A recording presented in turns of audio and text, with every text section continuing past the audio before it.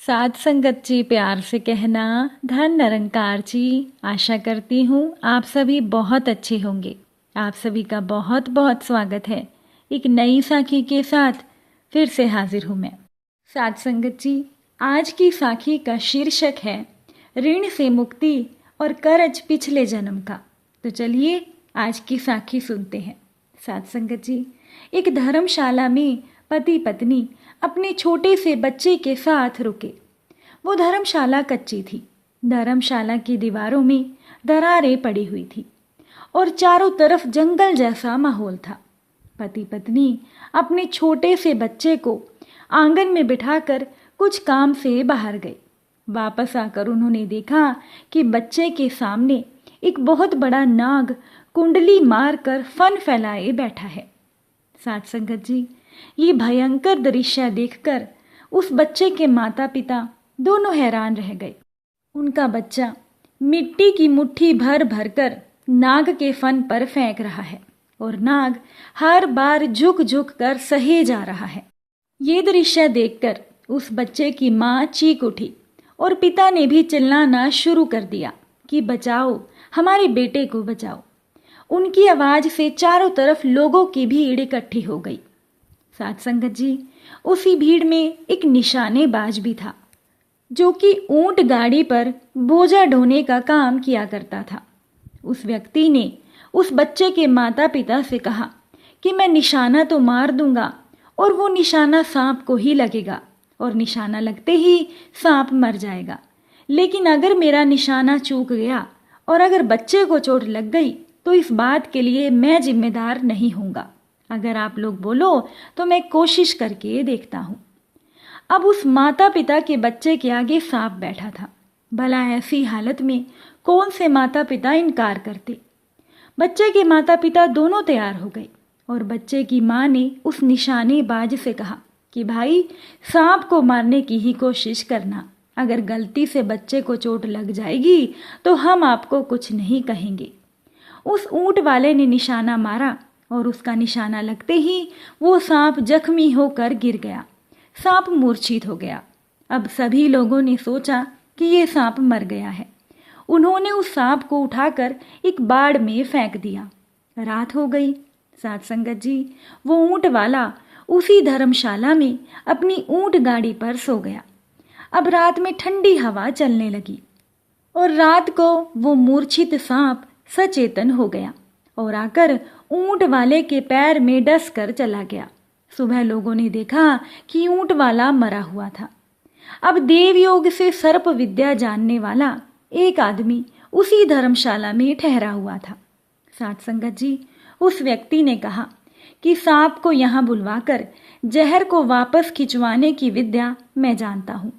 यहाँ अगर कोई 8-10 साल का निर्दोष बच्चा हो तो मैं उसके चित्त में सांप के सूक्ष्म शरीर को बुला देता हूँ और सारी बातचीत करा देता हूँ। अब उसी पास के गांव से एक 8 से 10 साल का बच्चा लाया गया। साध संगत जी, उस सर्प विद्या जानने वाले व्यक्ति ने उस बच्चे के अंदर सांप के जीव को बुलाया और उससे पूछा कि तूने इस ऊंट वाले को क्यों काटा है।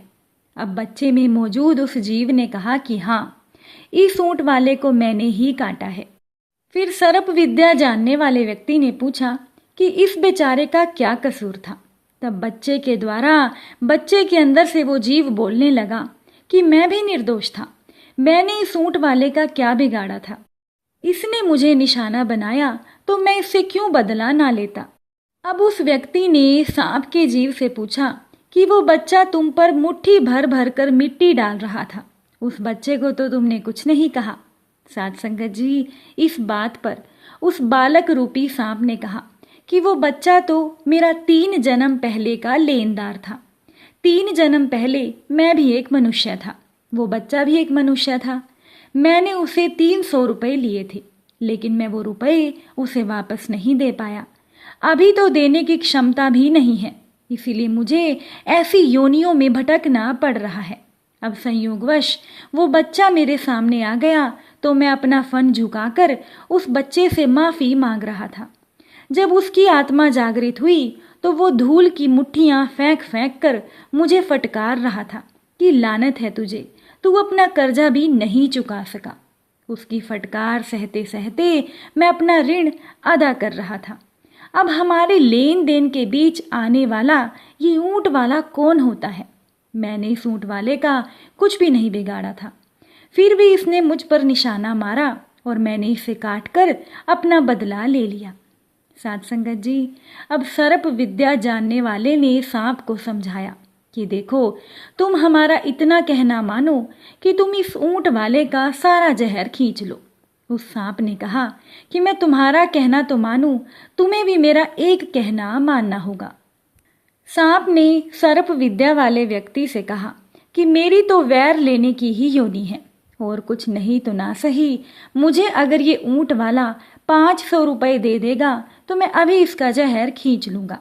उस बच्चे से 3 जन्म पहले मैंने 300 रुपये लिए थे, अब 2 जन्म और बीत गए हैं। उसके सूद के 200 रुपये मिलाकर मुझे उस बच्चे को 500 रुपये लौटाने हैं। साथ संगत जी, अब वहां मौजूद लोगों में से किसी सज्जन ने 500 रुपये उस बच्चे के माता पिता को दे दिए। सांप का जीव वापस अपनी देह में चला गया और वहां से सरकता हुआ मरे हुए ऊंट वाले के पास गया और जहर वापस खींच लिया और ऊंट वाला जिंदा हो गया। साथ संगत जी, जब तक आत्मज्ञान नहीं होता तब तक कर्मों का ऋणानुबंध चुकाना ही पड़ता है। इसीलिए निष्काम कर्म करके ईश्वर को संतुष्ट करना चाहिए और आत्मा परमात्मा का अनुभव करके इसी जन्म में मुक्ति को प्राप्त करना चाहिए। साध संगत जी, ये तो प्रकृति का नियम है कि कर्मों का हिसाब तो देना ही पड़ता है, चाहे सुख हो या दुख, हिसाब तो सबको देकर ही जाना पड़ता है। एक बार की बात है, एक सेठ जी बहुत ही दयालु थे, धर्म कर्म में बहुत विश्वास करते थे। उनके पास जो भी व्यक्ति उधार मांगने आता था वो उसे मना नहीं करते थे। सेठ जी मुनीम को बुलाते थे और जो उधार मांगने वाला व्यक्ति होता था तो उससे पूछते थे कि भाई, तुम उधार कब लौटाओगे, इस जन्म में या अगले जन्म में? अब जो लोग ईमानदार होते थे वो कहते थे, सेठ जी हम तो इसी जन्म में आपका कर्ज चुकता कर देंगे। और कुछ लोग जो ज्यादा ही चालाक और बेईमान होते वो कहते, सेठ जी हम आपका कर्ज अगले जन्म में उतारेंगे। और अपनी चालाकी पर वो चालाक लोग मन ही मन बहुत खुश होते थे कि ये सेठ कितना मूर्ख है, अगले जन्म में उधार वापसी की उम्मीद लगाकर बैठा है।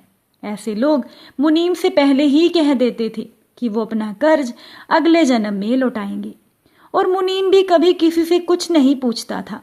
जो जैसा कह देता था मुनीम वैसा ही बही खाते में लिख देता था। साध संगत जी, एक दिन एक चोर भी सेठ जी के पास उधार मांगने आया। उसे भी पता था कि सेठ अगले जन्म तक के लिए रकम उधार देता है। हालांकि उस चोर का मकसद उधार लेने से ज्यादा सेठ की तिजोरी को देखना था। चोर ने सेठ से कुछ रुपए मांगे। सेठ ने मुनीम को बुलाकर उधार देने को कहा। मुनीम ने चोर से पूछा, भाई इस जन्म में लौटाओगे या अगले जन्म में? चोर ने कहा, मुनीम जी मैं ये रकम अगले जन्म में लौटाऊंगा। मुनीम ने तिजोरी खोलकर पैसे दे दिए। चोर ने भी तिजोरी देख ली और तय किया कि इस मूर्ख सेठ की तिजोरी आज रात में उड़ा दूंगा। वो रात में ही सेठ के घर पहुंच गया और वहीं गायों के तबेले में छिपकर सेठ के सोने का इंतजार करने लगा। अचानक चोर ने सुना कि गायें आपस में बातें कर रही हैं। वो चोर जानवरों की भाषा ठीक से समझ पा रहा था। एक गाय ने दूसरी से पूछा कि तुम तो आज ही आई हो ना? उस दूसरी गाय ने जवाब दिया कि हाँ, आज ही सेठ के तबेले में आई हूँ। सेठ जी का पिछले जन्म का कर्ज उतारना है और तुम कब से यहाँ पर हो? पहले वाली गाय ने जवाब दिया कि मुझे तो 3 साल हो गए हैं। मैंने सेठ जी से कर्ज लिया था ये कहकर कि मैं अगले जन्म में लौटाऊंगी।